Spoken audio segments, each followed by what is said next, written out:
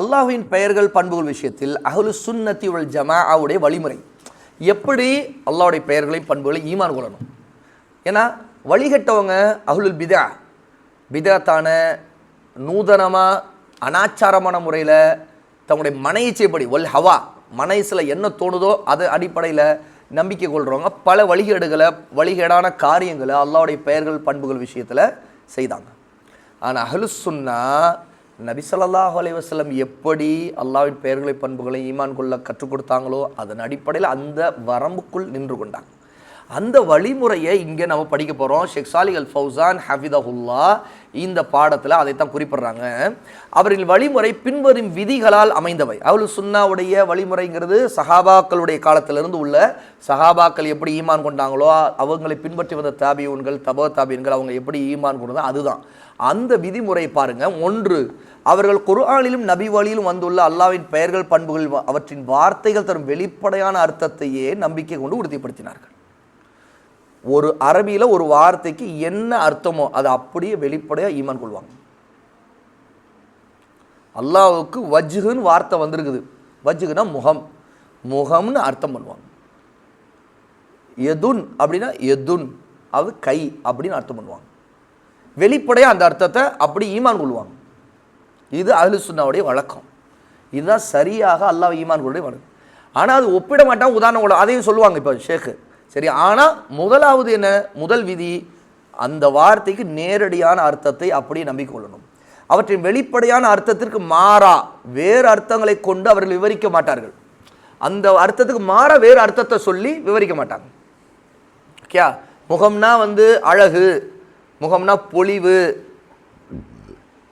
எதுன் கை அப்படின்னு சொன்னால் குத்ரத் ஆற்றல் அப்படின்னு விளக்கம் சொல்ல மாட்டாங்க. அல்லாஹ்வுக்கு கை உண்டு, அல்லாஹ்வுக்கு அந்த சிஃபத்து உண்டு அப்படின்னா அஹ்லு சுன்னா நம்பிக்கை கொள்வாங்க. அவற்றின் வார்த்தைகள் அர்த்தத்தை மாற்றாமலும் மறுக்காமலும் அவற்றை உள்ளபடியே ஏற்றுக்கொள்வார்கள். மாற்ற மாட்டாங்க, அந்த அர்த்தத்தை வேற மாதிரி அர்த்தம் சொல்ல மாட்டாங்க, மறுக்கவும் மாட்டாங்க, உள்ளது உள்ளபடி ஏற்றுக்கொள்வாங்க. ரெண்டாவது விதி, அல்லாஹ்வின் பண்புகளை படைப்புகளின் பண்புகளை ஒப்பிடுவதை அவர்கள் மறுத்தார்கள். சரி, முகம்னு சொல்கிறதுனால கைன்னு சொல்கிறதுனால ஓ இந்த படைப்பை போல இதை போல அல்ல அதே போல அப்படின்னு சொல்லுவாங்களா? சொல்லவே மாட்டாங்க. எந்த முகத்துக்கும் ஒப்பிட மாட்டாங்க, எந்த கைக்கும் ஒப்பிட மாட்டாங்க. ஏன்னா அல்லாஹு தஆலா சொல்கிறான், லைஸ கமிஸ்லிஹி ஷை, அவனுக்கு ஒப்பானது எதுவுமே இல்லை. வஹுவ ஸமீஉல் பஸீர், அவன் நன்கு கேட்கக்கூடியவன், நன்கு பார்க்கக்கூடியவன். பார்க்கிற சக்தியும் கேட்கிற சக்தியும் அல்லாஹ்வுக்கு உண்டு. ஆனால் அது எதனோடு ஒப்பிட முடியாதுன்னு அல்லாஹ் சொல்லிட்டான்ல. சூரா அஷூரா 42வது சூராவுடைய 11வது ஆயத்தில் சொல்லிட்டான். அப்போ ஒப்பிட மாட்டார்கள். மூன்றாவது, அல்லாஹ்வின் பெயர்கள் பண்புகள் எவை என்பதை உறுதிப்படுத்தும் விஷயத்தில் குர்ஆன் மற்றும் நபி வழியை தவிர வேறு எங்கும் அவர்கள் செல்லவில்லை. அதாவது குர்ஆனிலிருந்து ஹதீஸிலிருந்தும் சஹீஹான ஹதீஸிலிருந்து தான் ஆதாரத்தை பார்ப்பாங்க. அந்த பெயர்கள் பண்புகளை உறுதிப்படுத்துறதுக்கு வேற வேதத்துக்கு போக மாட்டாங்க, தர்க்கத்துக்கு போக மாட்டாங்க, வேற லாஜிக்கு போக மாட்டாங்க, ஃபல்சஃபா கிரேக்க தத்துவம் இதெல்லாம் பேச மாட்டாங்க. அது எதிலிருந்து எடுக்க மாட்டாங்க, குர்ஆன் சுன்னாவில் மட்டும்தான் நிற்பாங்க. அதை தாண்டி போக மாட்டாங்க.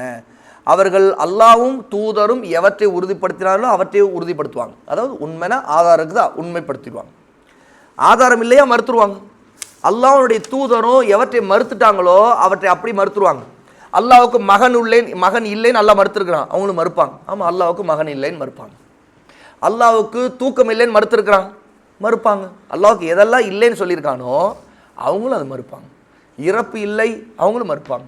ஏன்னா அல்லாஹ் எந்தெந்த பண்பு தனக்கு இல்லைன்னு மறுத்துட்டானோ அதெல்லாம் அவங்க மறுப்பாங்க.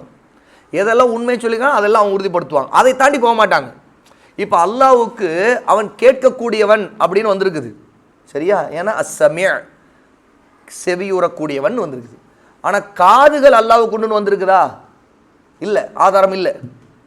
அப்போ அவங்க செவியை கூறக்கூடியன்னு சொல்லிட்டானுங்க, அப்போ காது உண்டுன்னு நம்பணும் இல்லைங்கன்னு பேச மாட்டாங்க,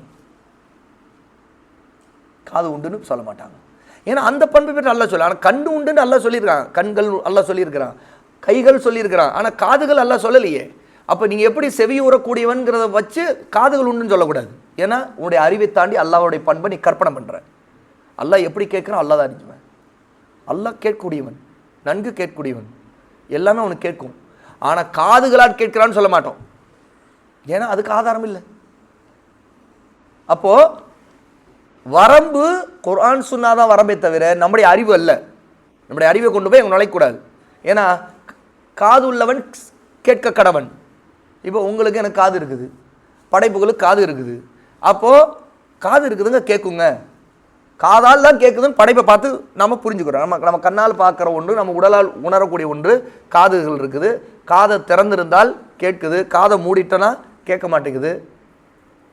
வித்தியாசம் இருக்குது. அப்போ கேட்குறது எதை பக்கத்து கேட்குறோம்? மூக்கால் கேட்கல, காதுகளை தான் கேட்குது.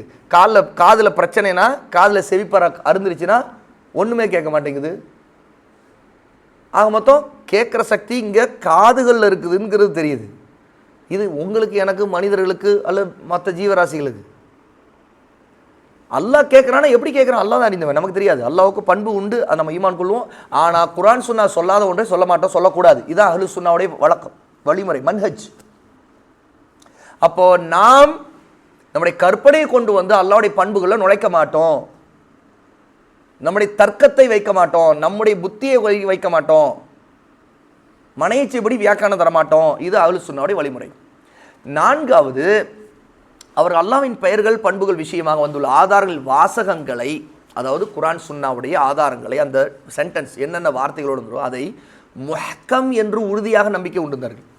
முஹ்கம்னா உறுதியான அர்த்தத்தை தரக்கூடியது. ஏன்னா உறுதியான அர்த்தத்தை தரக்கூடியதை முஹ்கம் அப்படின்னோ, பலவிதமான அர்த்தங்களை தந்து அதில் உறுதியான ஒரு முடிவுக்கு வர முடியாது இருக்கக்கூடியதை வந்து முத்தஷாபிஹாத் அப்படின்னு சொல்லப்படும். அப்போது குர்ஆன் சுன்னாவுடைய ஆதாரங்களில் அல்லாஹ்வின் பெயர்கள் பண்புகள் பற்றி வரக்கூடிய ஆதாரங்களை முத்தஷாபிஹாத்துன்னு சொல்ல மாட்டாங்க அஹ்லு சுன்னா. வழிகட்டவர்களுடைய பொறுத்த வரைக்கும் என்னென்னு கேட்டால், அவங்க முத்தஷாபிஹாத்துன்னு சொல்லிடுவாங்க. அதை வச்சு தான் அவங்க நிறைய விளையாடுவாங்க. அதை வச்சுக்கிட்டு இதெல்லாம் வந்து புரிய முடியாதது, அதுக்கு வேறு அர்த்தம் சொல்லணும், அப்படி இப்படின்னு சொல்லிட்டு அவங்க என்ன செய்ய, இவங்க அர்த்தத்தை கொண்டு வந்து திணிப்பாங்களே தவிர அதில் நேரடியாக தெளிவாக உறுதியாக சொல்லப்பட்டிருக்கிற அந்த வார்த்தைக்கு இருக்கிற அர்த்தத்தை மறுத்துருவாங்க. கேட்டால் முத்தஷாபிஹாத்தும்பாங்க. எவ்வளோ பெரிய முரண்பாடு பாருங்கள். முத்தஷாபிஹாத்தான், ஆனால் இவர் சொல்கிற அர்த்தத்தை எடுத்துக்கணுமா? இதுதான் வழிகடருடைய வழக்கம். அஹ்லு சுன்னா இதை முத்தஷாபிஹாத் அர்த்தமாக அல்லாஹ்வின் பெயர்கள் பண்புகளில் வந்திருக்கிற ஆதாரங்களை சொல்லலை, எல்லாம் முஹ்கம்னு சொல்லியிருக்காங்க. அதாவது உறுதியான அர்த்தத்தை தரக்கூடிய, எந்த சந்தேகம் இல்லாதவை, அதாவது வாசகங்களின் அர்த்தத்தையும் விளக்கத்தையும் புரிந்து கொள்ள முடியும். முஹ்கம்னா என்ன? தெளிவாக இதுதான் அர்த்தம்னு புரிஞ்சுக்கலாம். அப்போ அல்லாஹ்வுக்கு வஜ்ஹுன்னு வந்தால் முகம்னு புரிஞ்சுக்கலாம், கைகள்னு வந்திருக்குன்னா எதுன்னு வந்தால் கைகள்னு புரிஞ்சுக்கலாம். ஆனால் அதோடைய யதார்த்தத்தை, ஹக்கீக்கத்தை தெரியாது நமக்கு. அது எப்படிப்பட்ட கைகள், எப்படிப்பட்ட முகம், அது உண்மையா இப்படி அப்படின்னு சொல்ல முடியுமா? சொல்ல முடியாது. அதில் தான் நம்ம தெரியாதே தவிர, ஆனால் அந்த அர்த்தம் உறுதியானது. புரிஞ்சுக்கிறதுக்கு அந்த வார்த்தைக்கு அர்த்தம்னு ஒன்று இருக்குது இல்லையா? அரபியில் அல்லாஹ் இறக்கியிருக்கான் குர்ஆனை. அப்போ அரபியில் ரசூலுல்லாஹ் பேசுனாங்க, அந்த வார்த்தைக்கு அரபியில் என்ன அர்த்தம், இதுதான் அப்படியே எடுத்துக்கணும், அதை மறுக்கக்கூடாது. அல்லாஹ்வுக்கு சாக்குங்கிற தன்மையை அல்லாஹ் குர்ஆனில் சொல்கிறான். மறுமை நாளில் அல்லாஹ்வுடைய சாக்கு வெளிப்படும்னு சொல்கிறான். சாக்குனா என்ன? சாக் என்ன? கெண்டைக்கால். கெண்டைக்கால். இப்போ கெண்டைக்கால்னா நாம் அரபியில் எதை கெண்டைக்கால்னு சொல்லுவாங்கன்னா, உடம்புல இப்போ நம்ம கால் இருக்குது சரியா, ரிஜில். இந்த காலில் கெண்டைக்கால்ங்கிறது எது? இந்த முட்டிக்கு கீழே இருக்கிற இந்த பகுதியை கெண்டைக்கால்னு சொல்லுவோம். கெண்டை பகுதி தான். அதுக்கு கீழே கணுக்கால், கரண்டை. கரண்டைக்கு மேலே இருக்கக்கூடிய அந்த நடுப்பகுதி வந்து கெண்டை. இதுதான் சாக்குன்னு சொல்லப்படும். இதுதான் அரபியில் அர்த்தம் அதுக்கு. இப்போ அல்லாஹ்க்கு சாக்கு உண்டுங்கிறத அல்லாஹ் தஆலா அந்த பண்பை தனக்கு சொல்லியிருக்கான். ஆனால் அல்லாஹ்வுடைய சாக்கு எப்படி இருக்குன்னு தெரியாது நமக்கு. அப்போது அல்லாஹ்வுக்கு சாக்குண்டுன்னு சொல்லப்பட்டதை அந்த சாக்குனா வேற அர்த்தம் அப்படின்னு சொல்லி அந்த அர்த்தத்தை மாற்றி அதுக்கு சொல்ல மாட்டோம். இப்னு அப்பாஸ் ரலியல்லாஹு அன்ஹு அந்த நாளில் நடக்கிற திடுக்கத்தை குறிப்பிட்டிருக்கிறாங்க. ஆனால் அந்த சாக்கு வெளிப்படும் போது அந்த நிலைமை எப்படி இருக்குன்னு சொல்லியிருக்கிறாங்க. ஆனால் சாக்கை அவங்க மறுக்கலை.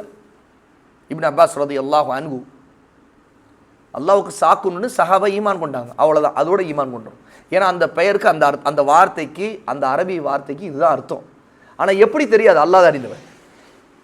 அல்லாஹ் தான் அறிந்தவன். நம்ம எதோடு ஒப்பிட மாட்டோம் அல்லாஹ்வுடைய சாக்கு எப்படின்னு. எப்படி அல்லாஹ்வுடைய முகத்தை ஒப்பிடக்கூடாதோ, கண்களை ஒப்பிடக்கூடாதோ, அதே மாதிரி சாக்கையும் ஒப்பிடக்கூடாது, தெரியாது, அல்லாஹ் தான் அறிந்தவன். ஆனால் அந்த வார்த்தைக்கு என்ன அர்த்தம்? சாக்குனா என்ன? கெண்டைக்கால்னு அர்த்தம். அப்போ அல்லாஹ்வுக்கு கெண்டைக்கால் உண்டு. ஆனால் எப்படி தெரியாது? அதை நம்ம கம்பேரும் எதோடும் பண்ண முடியாது. அப்போ இந்த மாதிரி இதெல்லாம் இது எதுக்கு சொல்கிறேன்னா, இந்த இடத்துல முஹ்கம் அப்படின்னா அந்த வார்த்தையுடைய அர்த்தம் விளக்கம் புரியும். இதுதான் அந்த வார்த்தைக்கு அர்த்தம். அதான் புரிஞ்சுக்கணும். முத்தஷாபியாத்துங்கிற 2 வெவ்வேறு அர்த்தங்கள் தரக்கூடிய தெளிவே இல்லாத வாசகங்கள் அல்லது. எந்த அல்லாஹ்வுடைய பெயர்கள் பண்புகள் வந்திருக்கிற குர்ஆன் ஹதீஸ் ஆதாரங்கள் எதையும் அது கொஞ்சம் புரிஞ்சிக்கவே முடியாத, இப்படியும் சொல்லலாம் அப்படின்னு சொல்லலாங்கிற குழப்பத்தில் அதுக்கு எந்த ஒரு உறுதியான அர்த்தத்தை சொல்ல முடியாதவைன்னு சொல்லக்கூடாது. ஏன்னா சஹாபாக்கள் அப்படி சொன்னதும் இல்லை, அவங்களை பின்பற்றி அஹ்லுஸ் சுன்னா யாரும் அப்படி சொன்னதில்லை. அறியாமையில் தான் சிலர் சொல்லியிருப்பாங்க.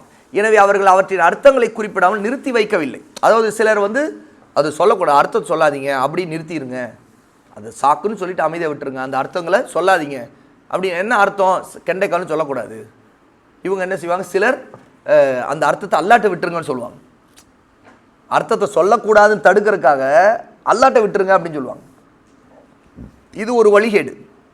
இப்படி சொல்கிறவங்களுடைய நோக்கம் என்னன்னு கேட்டால் அந்த அர்த்தத்தை சொல்லதை மறுக்கணுங்கிறது தான். சரியா? அர்த்தம் சொல்கிற மறுக்கணுங்கிறதுக்காக அல்லாட்ட விட்டுடுங்கன்னு சொல்லுவாங்க. அந்த முகம்னா அல்லா விட்டுருங்க, அந்த அர்த்தம் வஜுகுன்னு மட்டும் சொல்லுங்க, ஆனால் முகம்னு சொல்லாதீங்க, அர்த்தம் சொல்லாதீங்க அப்படிம்பாங்க. இது ஒரு வழிகேடு. முகம்னா அல்லாவுக்கு முகம் உண்டு, அந்த தன்மையை ஈமான் கொள்ளணும். அல்லாவுக்கு வஜு உண்டுங்கிறது ஈமான் கொள்ளணும். அதுக்கு அது எப்படிங்கிற தெரியாது. அந்த பண்புடைய உண்மையான தன்மை ஹகீகத் அல்லாஹ் தான் அறிஞ்சவன். ஆனால் அந்த வார்த்தைக்கு அர்த்தம் இருக்குதுல்ல, அது ஈமான் கொள்ளணும். அந்த வார்த்தைக்கான அர்த்தத்தை ஈமான் கொள்ளணும். அர்த்தத்தை மறுக்கிற நோக்கத்தில் அல்லாஹ்வோட விட்டுருங்கன்னு சொல்கிறது வழிகேடு. இதுதான் பகுத்தறிவை கொண்டு தங்களுடைய வாதங்களை கொண்டு தர்க்கத்தின் அடிப்படையில் இருக்கிறவங்க. அவங்க எதை நிறுத்தி வைப்பாங்க. இந்த மாதிரி உள்ளவங்க அதை சொல்லக்கூடாது, நிறுத்தி வச்சிருங்க அப்படின்னு சொல்லுவாங்க. அது சொல்லக்கூடாது. இன்னைக்கு நிறைய எழுத்தாளர்கள் சிலர் இதில் அவர்களுக்கு எதிராக பொய்யை பரப்பி வருகிறார். அஹ்லுஸ் சுன்னா அர்த்தம்லாம் எப்பவுமே இப்படி தான் அவங்க அல்லாஹ்வோட விட்டுருவாங்க அப்படின்னு சொல்லிட்டு பொய்யை சொல்லிட்டு இருக்கிறாங்க. அல்லாஹ்ட்ட அவங்க விடுறதுனா அல்லாஹ்வுடைய ஹக்கீகத் அது எப்படிங்கிறது தெரியாதுங்கிறனால அதை அறிந்தவன் அல்லாஹ் தான் சொல்லுவாங்களே தவிர அந்த அர்த்தத்தை முஹ்கமாக இருக்கக்கூடிய தெளிவாக உறுதியாக அர்த்தம் சொல்லப்பட முடிஞ்ச ஒரு அர்த்தத்தை அந்த அர்த்தத்தை சொல்லாதீங்க, அந்த முத்தஷாபிஹாத்துன்னு சொல்லிட்டு அல்லாஹ்ட்ட விட்டுருங்கன்னு சொல்ல மாட்டாங்க. தெளிவில்லாதவன்னு சொல்ல மாட்டாங்க. இவர்கள் அவர்களின் வழிமுறையை அறியாதவர்கள். யார் இந்த மாதிரி இன்னைக்கு சொல்கிறாங்களோ, இன்னைக்கு எழுத்தாளர்களாக இருக்கக்கூடிய அஹ்லுல் ஹவா மனைச்சைவாதிகள், அஹ்லுல் பிதஅத்வாதிகள், இவங்க வழிகேடர்கள். 5வது அல்லாஹ்வின் பண்புகள் எப்படிப்பட்டவை என்பதை குறிப்பிடுவதிலிருந்து அவர்கள் தங்களை தடுத்து கொண்டார்கள். விவரிக்க மாட்டாங்க, வியாக்கியானம் பண்ண மாட்டாங்க. அது இப்படிங்க அப்படிங்க, அந்த மாதிரி சிந்திச்சு பார்க்கணும், இந்த மாதிரி செஞ்சு பார்க்கணும், இப்படி சிந்திச்சு பாருங்க, அப்படி இப்படிலாம் சொல்ல மாட்டாங்க. அந்த விஷயங்களை அவர்கள் ஈடுபடவே மாட்டார்கள், ஈடுபடலை. இதுதான் அஹ்லுஸ் சுன்னாவுடைய வழிமுறை அப்படிங்கிறது ஷேக் ஹஃபிதஹுல்லாஹ் சாலிஹ் அல் ஃபௌசான் இங்கே குறிப்பிட்றாங்க.